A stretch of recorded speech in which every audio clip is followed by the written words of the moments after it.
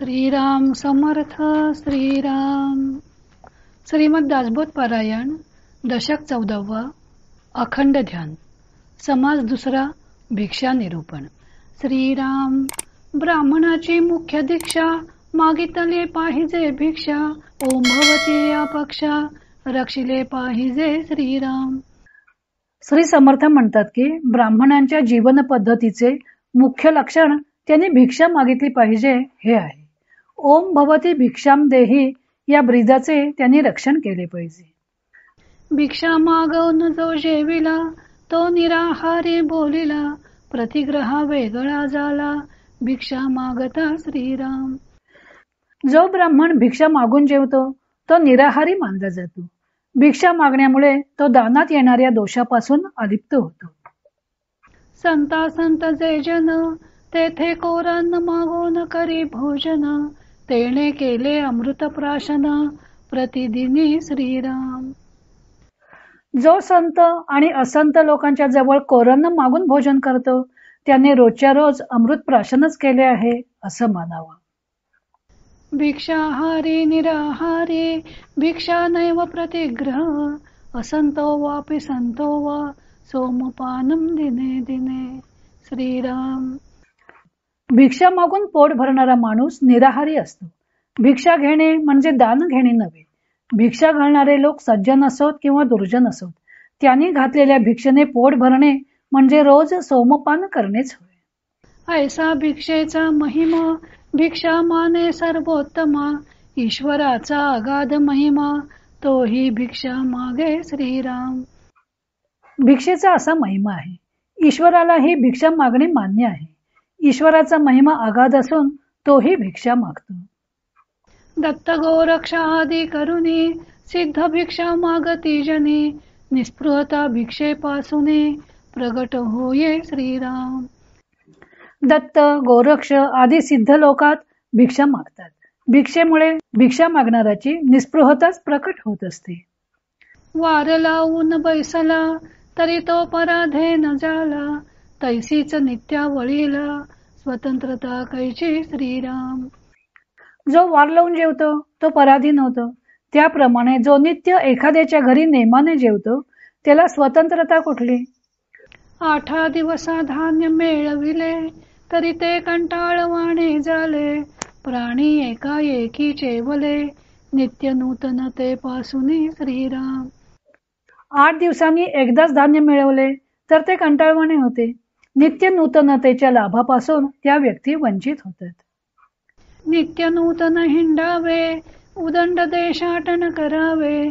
तरीच भिक्षा मागता बरवे श्लाघ्यवाणे श्रीराम. नित्य नूतन ठिकाणी हिंडावे उदंड देशाटन करावे तरच भिक्षा मागणे हे प्रशंसनीय ठरते. अखंड भिक्षेचा अभ्यास तयास वाटे ना परदेश. जिकडे तिकडे स्वदेश भुवनत्रयी श्रीराम. जो नेहमीच भिक्षा मागून जेवतो त्याला कुठलाही देश परका वाटत नाही. त्रिभुवनात तो कोठेही गेला तरी जिकडे तिकडे त्याला स्वदेशच वाटतो. भिक्षा मागता किरको नये भिक्षा मागता लाजो नये. भिक्षा मागता भागो नये परिभ्रमण करावे श्रीराम. भिक्षा मागताना कुरकुर करू नये. भिक्षा मागताना लाजू नये. भिक्षा मागताना थकून जाऊ नये. भिक्षा मागणाऱ्याने परिभ्रमण करावे. भिक्षा आणि चमत्कार चाकाटती लहान थोर. कीर्ती वर्णी निरंतर भगवंताची श्रीराम. एखादा माणूस भिक्षा मागतो आणि चमत्कार करतो हे ऐकल्यावर किंवा पाहिल्यावर लहान थोर माणसे आश्चर्यचकित होतात. तो भगवंतांची कीर्ती निरंतर वर्णन करत असतो म्हणून चमत्कार करतात. भिक्षा म्हणजे कामधेनू सदा फळ नव्हे सामान्यू. भिक्षेस करी जो अमान्यू तो करंटा जोगी श्रीराम. भिक्षा म्हणजे सदा फळ देणारी कामधेनूच होय. तिला सामान्य मानू नये. जो भिक्षेला अमान्य करतो तो योगी असला तरी भाग्यहीन जाणावा. भिक्षेने ओळखी होती भिक्षेने भरम चुकती. सामान्य भिक्षा मान्य करीती सकळ प्राणी श्रीराम. भिक्षेने नवीन ओळखी होतात भ्रम नाहीसे होतात. सर्व प्राणी सामान्यपणे भिक्षा मान्य करतात. भिक्षा म्हणजे निर्भय स्थिती, भिक्षेने प्रगटे महंती, स्वतंत्रता ईश्वर प्राप्ती, भिक्षा गुणे श्रीराम. भिक्षा म्हणजे निर्भय स्थिती होय. भिक्षेने महंती प्रकट होते. भिक्षेच्या योगे स्वतंत्रता कायम राहून ईश्वर प्राप्ती सुद्धा होते. भिक्षेस नाही आडथाळा, भिक्षाहारी तो मोकळा, भिक्षे करिता सार्थक वेळा, काळ जातो श्रीराम. भिक्षा मागण्यात काही अडथळा नाही. भिक्षाहारी हा उपाधीपासून मोकळा असतो. भिक्षे करता जो वेळ लागतो तेवढा काळ सार्थकी लागतो. भिक्षा म्हणजे अमरवल्ली, जिकडे तिकडे लगडली, अवकाळी फलदाये निजाली, निर्लज्जासी श्रीराम.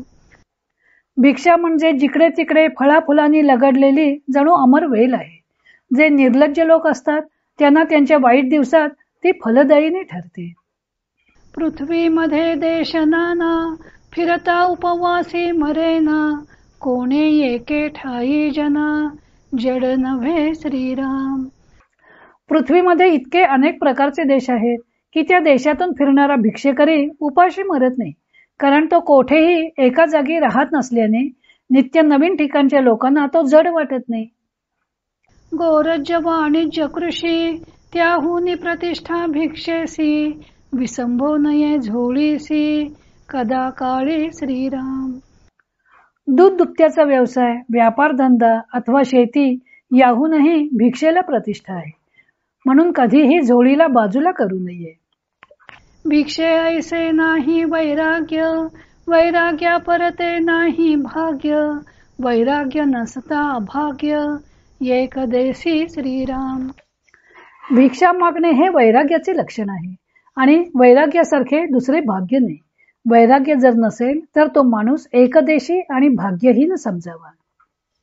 काही भिक्षा आहे म्हणावे, अल्पसंतोषी असावे, बहुत आणिता घ्यावे, मुष्टी एक श्रीराम. काही भिक्षा आहे का असे कोणाच्याही दारापुढे म्हणावे आणि जी भिक्षा मिळेल त्यात अल्पसंतोषी असावे. भिक्षा घालणाऱ्याने अधिक देऊ केल्यास फक्त एक मूठभर भिक्षा घ्यावी.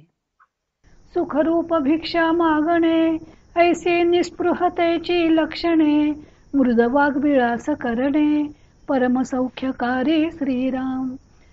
भिक्षा मागताना ती प्रसन्नपणे मागावी हे निस्पृहाचे लक्षण आहे.